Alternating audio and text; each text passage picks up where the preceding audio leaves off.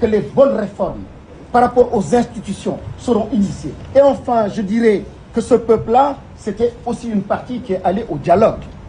Mais ce dialogue, malheureusement, le lien, il est extrêmement faible entre ce qui a été débattu, discuté et ce qui a été dit. Et là aussi, encore une fois, c'est ce jeu et ce manque de respect vis-à-vis du peuple. Comment on peut mobiliser pendant 2-3 semaines le peuple en disant « c'est à partir de cette plateforme que je vais parler à ma nation ». Or, on a bien discuté de dialogue national ou politique et on se rend compte finalement que ce n'était que politicien.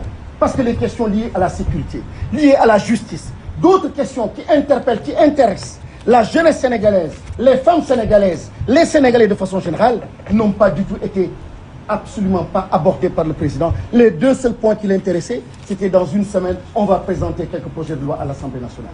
Encore une fois, 6 mois pour redevenir ce chef de l'État. 6 mois pour être le père de la nation, 6 mois pour se battre et mettre donc le pays donc, sur les bons rails. Et les bons rails, c'est d'écouter et d'entendre.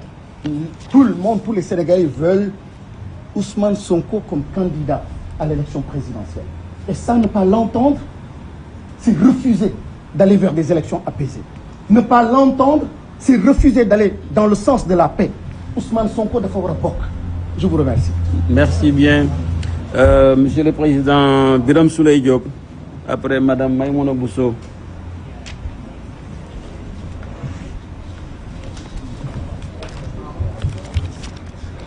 Bonsoir à tout le monde. Nous avons parlé tout de suite de code d'honneur du président sortant.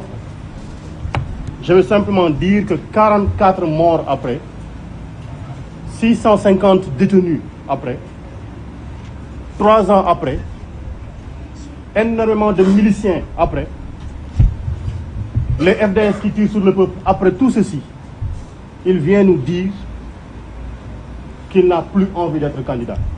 Mais sachez que c'est absolument faux. Il n'a pas décidé, lui, volontairement de ne pas être candidat. C'est le peuple. Nous n'avons jamais cessé de le rappeler. La souveraineté appartient au peuple et le peuple a décidé. Il a compris que le peuple allait marcher sur lui s'il décidait d'être candidat. Et il a si bien compris qu'aujourd'hui, dans sa manipulation, il est en train de dire: vous là qui étiez prêts à manifester, à dire vous serez dans la rue, vous aviez deux seules choses qui pouvaient vous mobiliser. La première chose était ma candidature, ma troisième candidature. Et la seconde chose, c'était l'interdiction de candidature à Ousmane Sonko. Aujourd'hui, vous tous qui aviez comme dénominateur commun l'opposition à ma candidature, restez chez vous. J'ai décidé aujourd'hui, en me prononçant, en disant que je ne serai pas candidat, je vais marcher sur Ousmane Sonko, je marcherai sur Pastef, je marcherai sur ses militants, je marcherai sur sa candidature, je le garderai en prison, je l'interdirai de candidater. Laissez-moi faire, laissez-moi m'occuper d'Ousmane Sonko. Voilà le message que nous avons lancé. Voilà comment il faudrait décoder le discours de Macky Sall hier. Et comment il est parvenu, on le verra parce qu'il est en train de lancer des menaces derrière, comme d'ailleurs il est coutumier des faits. Donc ce qu'il a dit hier, mais est d'une extraordinaire banalité, parce que je ne suis pas candidat. Il savait très bien et pertinemment que la Constitution le lui interdisait. Et je dis, pour ceux qui ont décidé de lui faire confiance, mais gardez-vous de totalement lui faire confiance, parce que comme il a été dit tout à l'heure par Ngagne Demba Touré, il garde sous son coude 3 coups qu'il peut nous faire au dernier moment.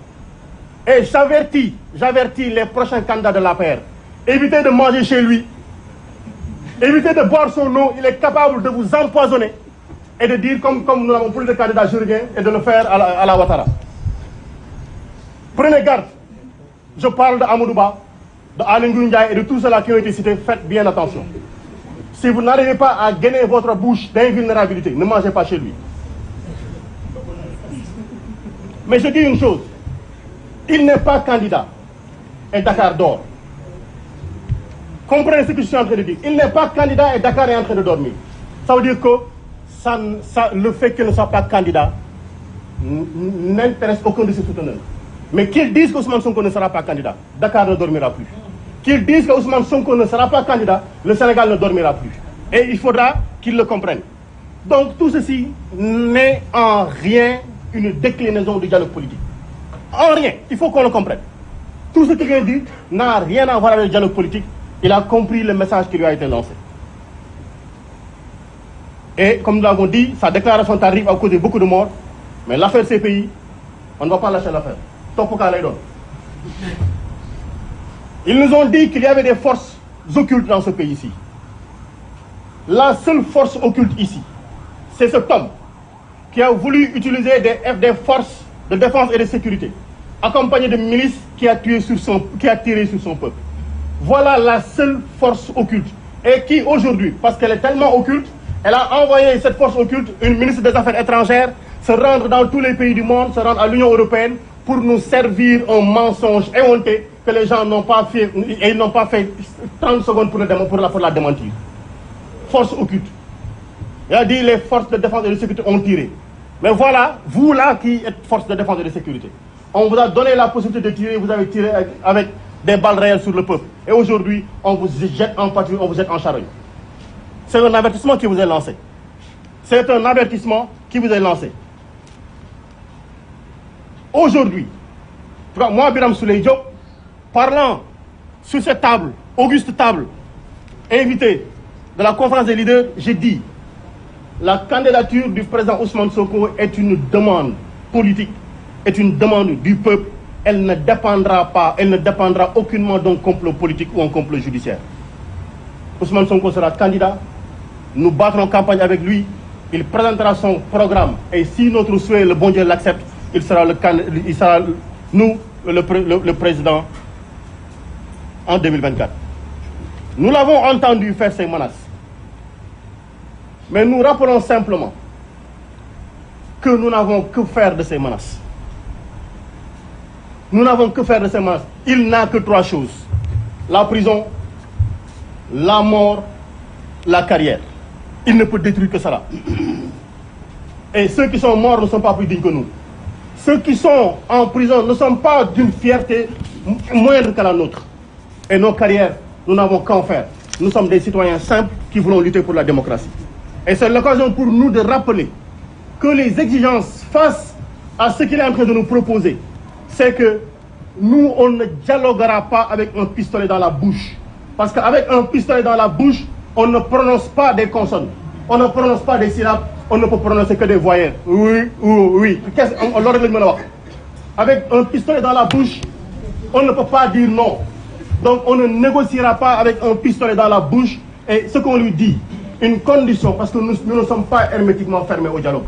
Nous l'avons toujours dit. Et je rappelle encore que Ousmane Sonko avait bien dit en 2021, sorti de la gendarmerie, qu'il ne pouvait pas accepter. Aucun leader de la coalition Yewwi Askan Wi ne pouvait accepter qu'on interdise à Macky Sall de terminer son mandat tranquillement.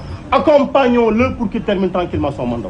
S'il se décide à respecter ceci, le dédommagement des victimes, une enquête indépendante contre les crimes qui ont été commis, la libération de l'intégralité des détenus politiques, l'arrêt de l'instrumentalisation de la justice. Nous avons vu avant-hier le ministre de la Justice commenter une décision de justice alors qu'elle n'est pas terminée.